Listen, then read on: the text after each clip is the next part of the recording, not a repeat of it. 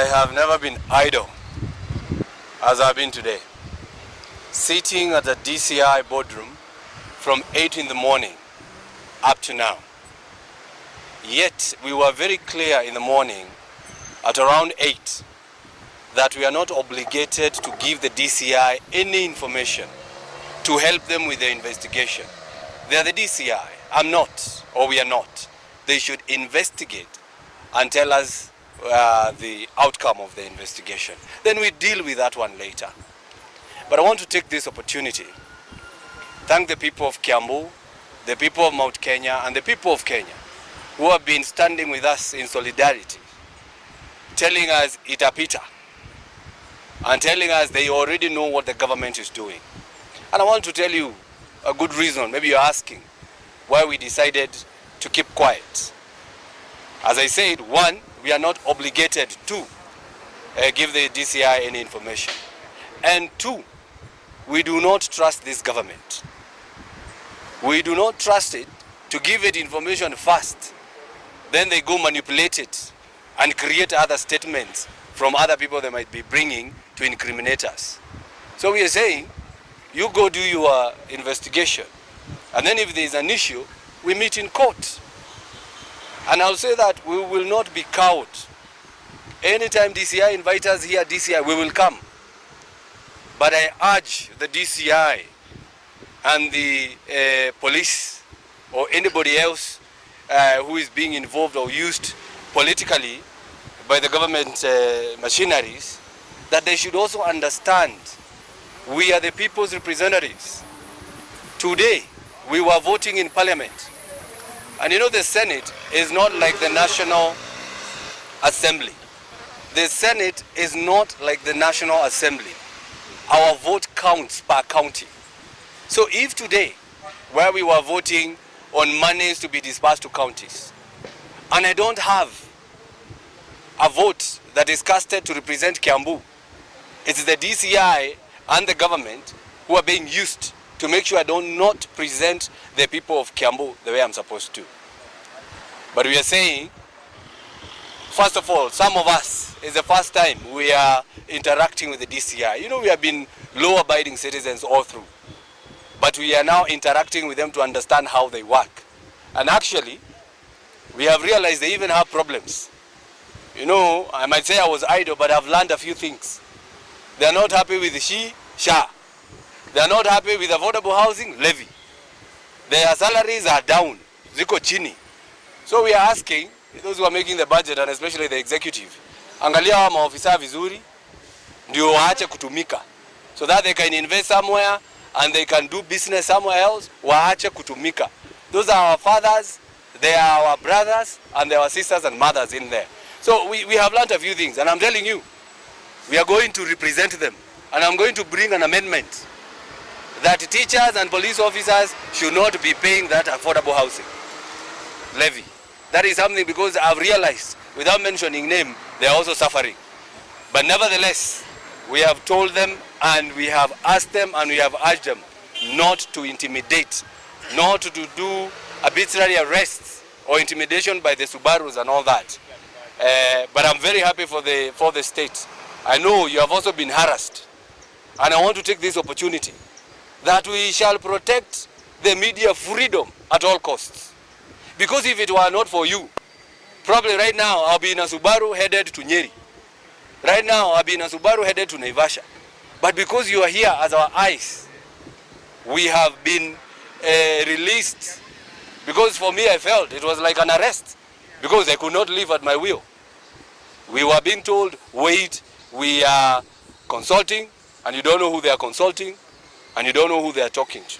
So we will support the media freedom, and I say pole sana to those who are harassed, and we should report about it, so that the other CID officers, because I believe not all of them are like those who are harassing us here. But you know, in my culture, we say, I don't want to direct translate, but kiamia kemo shiamia shode. Maybe let me say something very, very quickly.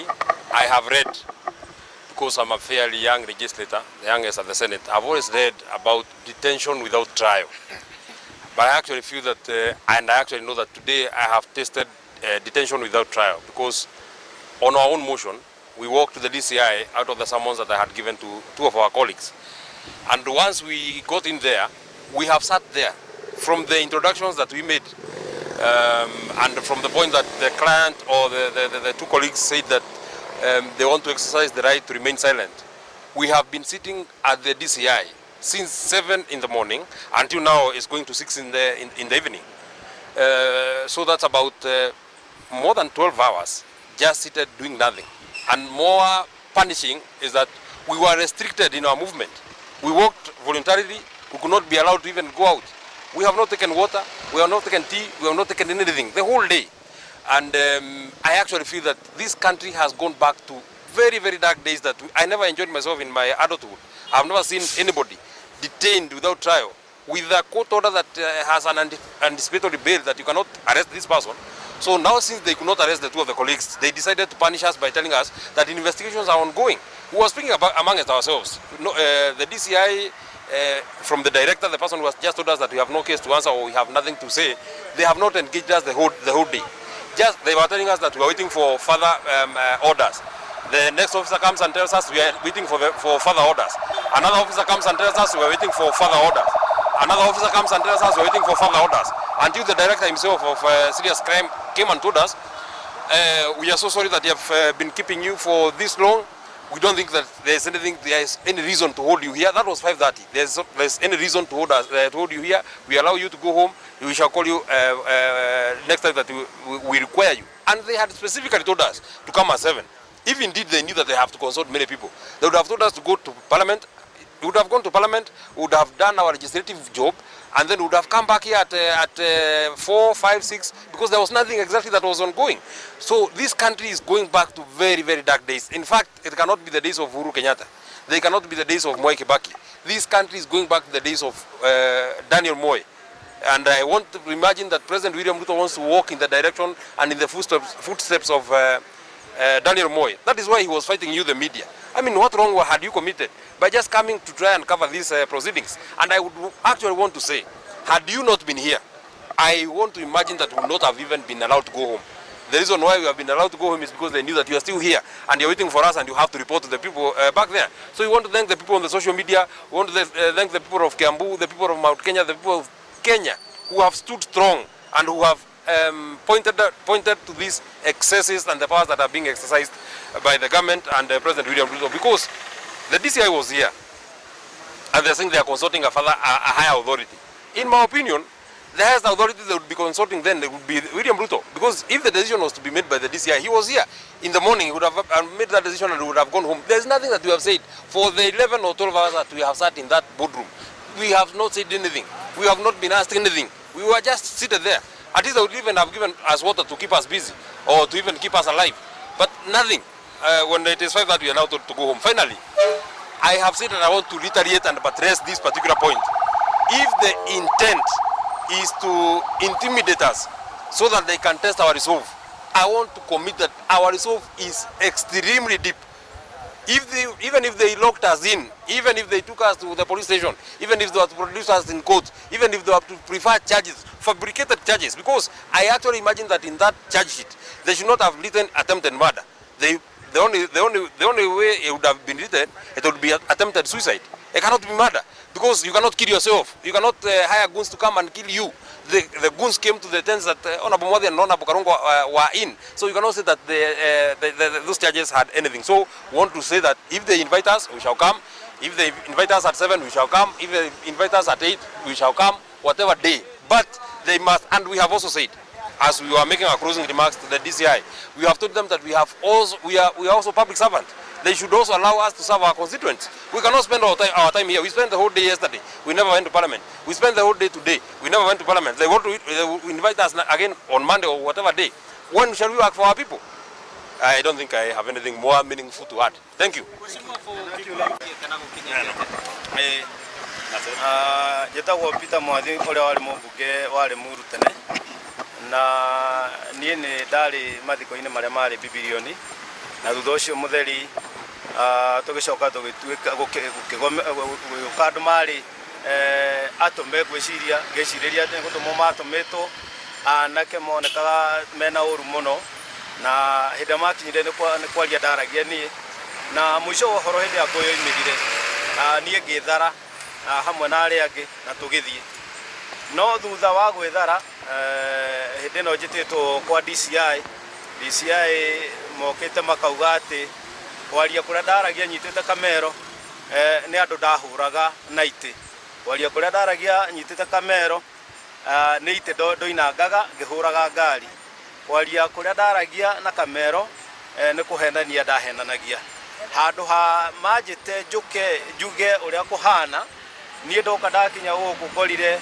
kwina thitanga cia kuga maundu maria ndekire na ngorio kana ni ndiretikania nao ati mathitanga iyo iho ndamera gucia ndorire uguo ndaigua uru ndarigo andu andi kuga marauga atia angikorwo ni ithu twahurirwo tugitengerio kuria uria twatengeririo macoke moige ati we niwe wahuranaga na ndamenya metereire njuge uria gwathire nigetha moe statement iyo macoke mamegarura na macaria ingi nigetha mone uria mangihota gutuigirira uguo ndamera inyuĩ thiei mwike utuiria kana uthuthuria wanyu wona mwarikia ako ni murenda njoke ni ngucoka ako ni murenda guthitanga muthitange ni tugucamania igoti-ini o mundu arute uira wake na andu aria mari kuu thiini wa mathiko mau bibilioni othe moke aria mangihota marute uira tondu tutingihota thiini wa bururi witu gukorwo ati we wahurwo niwe uroka kwirwo ni uguthitangwo maundu ta maya monekaga ta uria murata wa kuiga haha hindi